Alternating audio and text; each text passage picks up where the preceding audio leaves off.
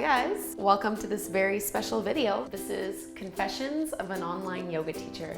I think you probably have an idea of what it's like to be just a regular yoga teacher, but to teach yoga online is quite a different ball game, and there is so much behind the scenes that happens that the viewer doesn't really get to know about. And I always get a bunch of questions and a bunch of emails from so many of you who are also yoga teachers and want to start a yoga YouTube channel because I think it looks really glamorous and it looks really fun, which it is, but glamorous, not so much. So I thought, you know what, maybe I should show people and tell people what it's really like to be an online yoga teacher. Let's begin with YouTube and the environment of YouTube. So I will say that the yoga community online is, for the most part, awesome. For the most part, people are very positive and kind and supportive of one another, very laid back, and the majority of the comments that I get on my videos are all positive. Now, because we are online, you will attract a certain kind of person. I have had to ban quite a few people from my channel. There are a lot of creeps online who comment just the worst things on your yoga videos. So to my yoga teachers who want to start a YouTube channel, be aware, you're gonna get a lot of disgusting comments. A lot of my time is spent filtering through comments on YouTube and deleting the disgusting ones. I can't even tell you how many foot fetish comments I get. That seems to be all the rage. So, you know, thank you to all the men out there who think I have beautiful feet. Please stop commenting about it though.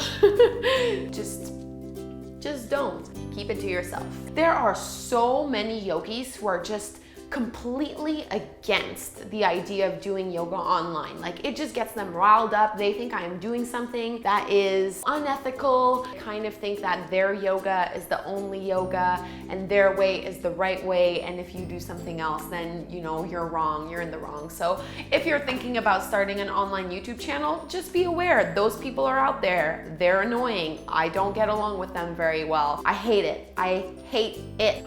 Moving on. Let's move to the positive side. By far, the best decision I have ever made in my entire life is to start a YouTube channel. Connecting with you people from all over the world has been amazing, and I get emotional if I think about it because it's just a fantastic and humbling experience. I know that some of you, either you do my classes because maybe you're not comfortable going to a yoga studio in your hometown. You don't feel like you're going to be accepted there. Or maybe the closest yoga studio is 2 or 3 hours away if you live in a small community. I have people from all over the world who contact me on a daily basis to tell me why they choose to do yoga with me, and it always moves me to my core. That is the reason that I teach yoga online. My advice to other YouTubers or other teachers who are thinking of becoming YouTubers, you really need to figure out why you want to do this. Once you're in this YouTube world, things get a little muddy. It gets a little weird. Money gets involved. So this is one thing that I was not necessarily prepared for. I thought that being on YouTube would just be something I would do for fun, but over time, over the last, I've been doing this for about 2 years now, it has slowly evolved into kind of a business for me, right? So I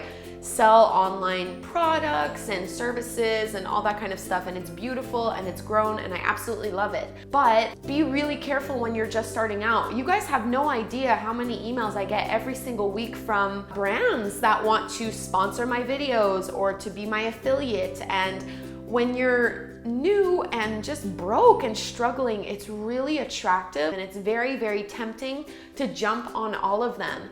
And I've really had to do a lot of inner self-reflection to decide, do I really want to do so many sponsored posts? On my channel, I only have a couple, and the ones that I do choose to work with are ones that I completely 100% endorse and love and believe. You should know I get, I'd say probably half a dozen emails every single week of brands that want to sell stuff to you through me. And it's a very strange world to be in. So just be aware of that. Moving on to the production side of things. When I first started my YouTube channel, I had no equipment. I had no idea what I was doing, and I didn't own a microphone or like a good camera. I certainly didn't have a videographer to film and edit my videos. Nope, what I used was a cell phone, and not this new cell phone. It was an old cell phone. It was 2 years ago, and it was a crappy cell phone, and I would just prop it up on some blocks, hit record, and run to the other side of the room and start doing yoga. And my phone could only record for 11 minutes at a time. So after 10 minutes, unless I forgot, of course, I had to rush back to my camera, stop it, see where it had stopped recording, and then press record again and try to catch up and do it all over again. It was a freaking nightmare, but you know what? I learned so much while I was doing that, and there's a lesson in there. Everyone's always contacting me. I want a YouTube channel. I want to do this. I want to do that, but I don't have enough equipment. I don't have enough money. I don't have enough experiences. Those are excuses, and I'm sorry, I'm being very blunt about that, but I really, really, truly believe that. It's an excuse. You don't need fancy equipment to start your YouTube channel. Just grab your phone like I did. If you look at my first videos, they are so embarrassing. They are so poorly done. It was a hot mess, but it's a journey. It's a progress. 2 years later, I'm now in a much better setup. So some people have been asking me, do I still film and edit all of my classes myself? Do I have a team working for me? So I don't have a team working for me. I would love to have one. I'm in the process of recruiting some interns to help me out with the social media aspect of running this business. And I have started using a videographer who's been filming some of my newer content. Like right now, this is just me filming with a camera on a tripod. And most, I would say maybe 80% of my videos on my YouTube channel are filmed with that camera. But I do have someone now that helps with it. Even though I still have a videographer, it's very difficult for me to relinquish control on things. It's like I complain all the time about hating filming and hating editing, and then when someone else does it, I don't like it either. I want to be the one who does it. So that's always been a bit of a struggle for me, is just letting go and letting other people do what they do best. Right now I have someone, it's working really well. I've used a couple different videographers in the past for some of my newer stuff. So I would say at this point in time, it's about 50-50. So 50% of it is filmed and edited myself, and the other half, for like the last maybe 2 months or so, has been done by other companies. And I haven't necessarily just stuck with one person, so it's been a couple different people that have been helping me with that. So we will see how that gets along. Speaking of production, you guys have no idea how many tears I've cried after trying to film some videos. So the way that I do things, I schedule 1 to 2 shoot days a month. So that means, you know, once a month I will book a studio. So I have to pay to rent a studio, and now I use a videographer, so I have to pay for someone to film and edit and all that stuff. So for one whole day, I'll try to film as many videos as I possibly can. Now, for a long time, I was just doing this by myself. So I would rent a studio, and I'd just bring my camera, bring my tripod, bring my little microphone, and I'd film. So when you're trying to be in front of the camera and behind the camera, it can either go smoothly, or it can just blow up in your face and make you hate everything about life. And that has happened to me so many times. I can't even tell you how many times I've gotten home after like an exhausting day of filming like 6 yoga videos, only to look back at the footage and realize that my camera stopped recording halfway, or my microphone wasn't properly put into my vest, so there was rustling noise the entire time and the footage is unusable. It is a freaking nightmare. So many classes I've spent so much time and money on filming in the trash. They will never see the light of day, and that to me is the most discouraging part of it. Like, my poor boyfriend has just had to comfort me so many times because I come home for a long day of filming and just like tears are streaming down my face because I realize that everything I've done that day is just complete garbage and unusable. It sucks. So I figured, hey, I don't want to keep going through this all the time. I'll get a videographer. I'm gonna hire people to help me out and film with content. And can I just tell you that hiring videographers has been a nightmare. I think I'm cursed. I think there's like some kind of voodoo curse that's stuck on me, because I mean, like, knock on wood, I don't have any wood around me right now, but I have had some of the absolute worst experiences that you could ever possibly have. I'm so frustrated with people who dare to call themselves professionals and dare to charge clients money for pure crap. Pure crap. I can't even tell you the amount of times that I've hired someone to film footage for me and edit footage for me, only to get footage that's missing the audio, or the camera is shaking the entire time, or there's like 7 minutes of the video missing in the middle. Like, so many times it has fallen apart, which is also why it's hard for me to relinquish control, even though my current videographers are like stellar and on point and they do such a fantastic job.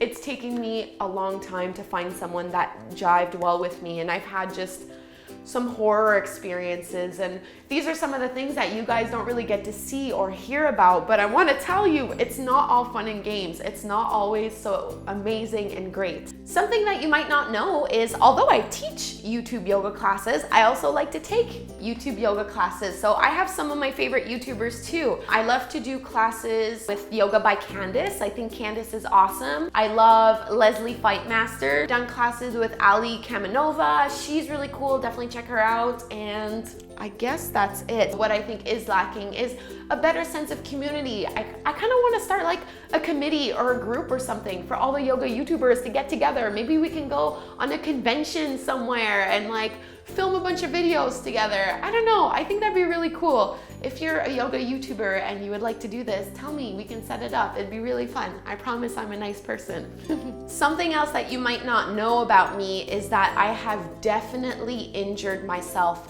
while filming a YouTube yoga class, and more than once. It's not because the classes I was doing weren't safe. It's just because the way I shoot, since I film multiple classes in the same day, by the end of that day, my body is really tired. So it has happened that I've pushed myself a little bit too far and actually injured myself. And I think that kind of sucks. But I've really been trying to be a lot more careful about it and to space out my shoots a little bit better and not push myself too hard, because I'm kind of sick of hurting my body, but it definitely has happened before.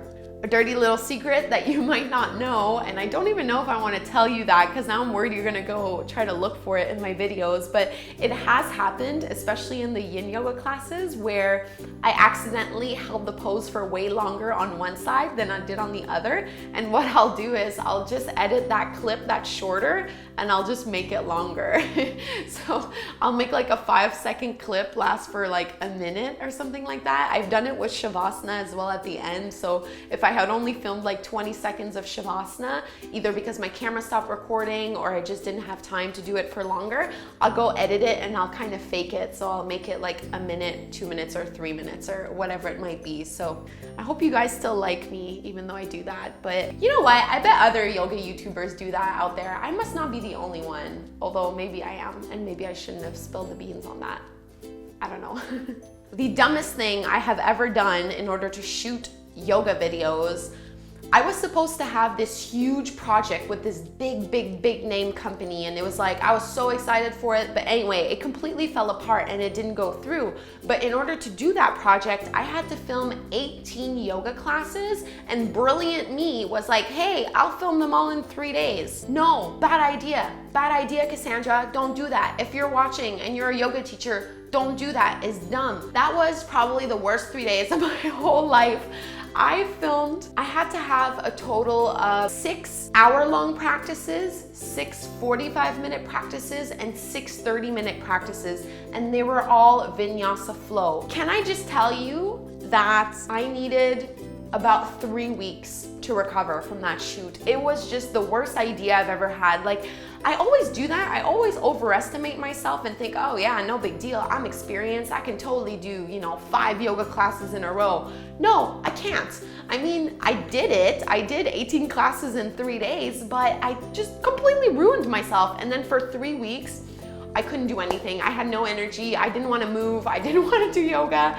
I just needed to watch Netflix and lay down on my couch and do absolutely nothing. So never again, lesson learned. I will not do that ever, and I don't recommend it at all. Another little secret is that I often very much regret filming the class that I chose to film as I'm filming it. A lot of people have been requesting like an arm balance flow or like a really crazy core class. Like they want a really good workout, right? What's hard about teaching is that not only am I doing the class, but I also have to freaking like talk while I'm doing it and guide you and appear all calm and chill and zen and yoga. And internally I'm dying and I'm sweating and I'm worried that you can see the sweat drip down me on the camera. I'll be filming a class and I have to pause it halfway through to take a break because it's honestly just so hard. So the things I do for you guys, I'm telling you. Another side effect of being an online yoga teacher, at least for me, is that I can never turn my brain off. I am constantly thinking of new videos that I want to shoot, new concepts, new styles, new locations, things to do. It is always, always, always running. Even when I go on vacation, I can very rarely step away from YouTube. It's not a bad thing because it just shows that I am extremely passionate about what I do. I love it. I love being on YouTube. I love making online yoga classes. It's just the best thing ever. But I just can't turn my brain off all the time, always thinking of new things to do, new yoga classes to film, new things I want to put on my website, new projects I want to launch, a new series I want to make available, new this, new that, the whole thing. It's very hard and very exhausting. My biggest pet peeve of other YouTubers is that they do not respond to their comments. As my channel is growing, I'm getting more and more, and I know that one day it won't be possible for me to answer every single person, but at the same time, it is my priority. And I have made it my priority to thank the people that watch, thank the people that subscribe. I would not have a channel if it wasn't for you. I would not have the opportunity to do all these wonderful things that I get to do. I've tried to shoot this segment like 3 times and I keep starting to cry.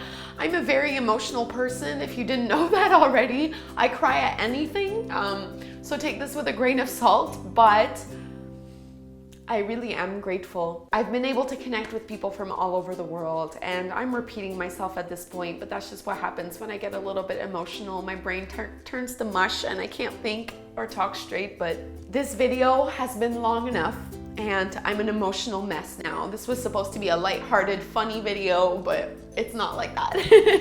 But thank you, just deeply. I appreciate every single one of you. I hope you enjoyed this video. Bye guys.